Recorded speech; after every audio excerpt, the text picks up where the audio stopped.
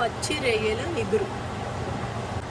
పచ్చి రొయ్యల ఇగురికి 2 స్పూన్లు ఆయిల్ వేస్తున్నాను. చూడండి, నూనె కాగింది. ఉల్లిపాయ, పచ్చిమిరపకాయ ముక్కలు, కొంచెం పసుపు. ఉల్లిపాయలు బాగా వేగాలంటే ఇప్పుడే సాల్ట్ వేసేయాలి. కొంచెం బ్రౌన్ కలర్ వచ్చే వరకు వేపుకోవాలి ఉల్లిపాయ, పచ్చిమిరపకాయలు. చూడండి, ఉల్లిపాయలు, పచ్చిమిరపకాయలు వేగుతున్నప్పుడు 1 స్పూను అల్లం వెల్లుల్లి పేస్ట్ వేయాలి. అది కూడా కొంచెం బ్రౌన్ కలర్ వచ్చే వరకు వేపుకోవాలి. చూడండి, ఉల్లిపాయలు, పచ్చిమిరపకాయలు బ్రౌన్ కలర్ వచ్చే వరకు వేపిస్తున్నాను. ఇప్పుడు దీంట్లో నేను పచ్చి రొయ్యలు వేస్తున్నాను. చూడండి, ఇవి శుభ్రంగా కలుపుకోవాలి. చిన్న మంటలో ఒక 15 నిమిషాలు మగ్గాలి.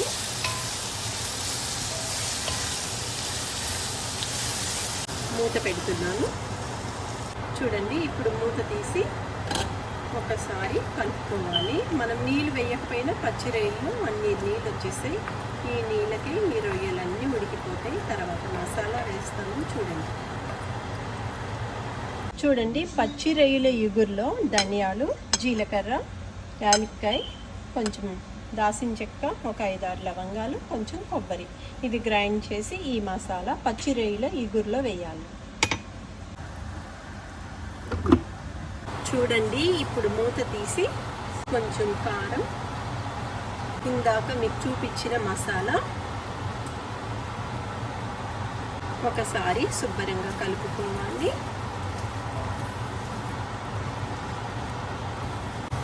రొయ్యలు ఉడకాలి కదా, కొంచెం వాటర్ వేస్తున్నాను.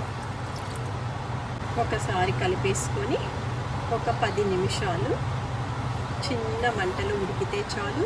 పచ్చి రొయ్యలు ఇగురు రెడీ అయిపోతుంది. మూత పెట్టి చూడండి, ఇప్పుడు మూత తీసి పచ్చి రొయ్యల ఇగురు మీద కొంచెం కొత్తిమీర ఒకసారి కలిపేసుకుంటే పచ్చి రొయ్యల ఇగురు రెడీ అయిపోతుంది. చూడండి, రుచిగా మా అమ్మ చేసినట్టే పచ్చి రొయ్యల ఇగురు చేసాను. ఈ పచ్చి రొయ్యల ఇగురు పప్పు చారు. పచ్చి రొయ్యల ఇగురు.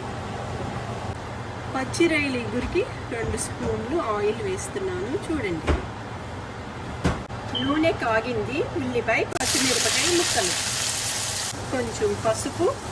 ఉల్లిపాయలు బాగా వేగాలంటే ఇప్పుడే సాల్ట్ వేసేయాలి.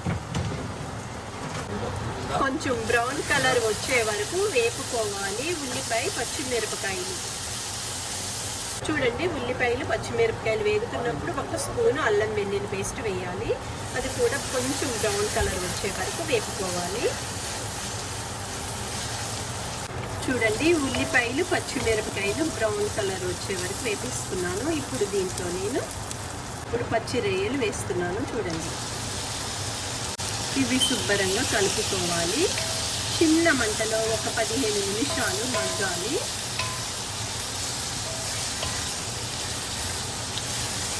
మూత పెడుతున్నాను. చూడండి, ఇప్పుడు మూత తీసి ఒకసారి కలుపుకోవాలి. మనం నీళ్ళు వేయకపోయినా పచ్చి రొయ్యలు అన్ని నీళ్ళు వచ్చేసాయి. ఈ నీళ్ళకి ఈ రొయ్యలన్నీ ఉడికిపోతాయి. తర్వాత మసాలా వేస్తాను.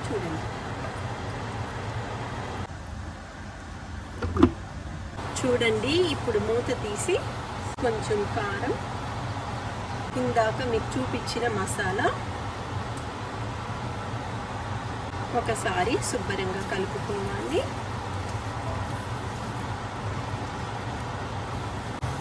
రొయ్యలు ఉడకాలి కదా, కొంచెం వాటర్ వేస్తున్నాను. ఒకసారి కలిపేసుకొని ఒక 10 నిమిషాలు చిన్న మంటలో ఉడికితే చాలు. పచ్చి రొయ్యలు ఇగురు రెడీ అయిపోతుంది. మూత పెట్టి చూడండి, ఇప్పుడు మూత తీసి పచ్చి రొయ్యల ఇగురు మీద కొంచెం కొత్తిమీర ఒకసారి కలిపేసుకుంటే పచ్చి రొయ్యల ఇగురు రెడీ అయిపోతుంది. చూడండి, రుచిగా మా అమ్మ చేసినట్టే పచ్చి రొయ్యల ఇగురు చేసాను. ఈ పచ్చి రొయ్యల ఇగురు పప్పు చారు.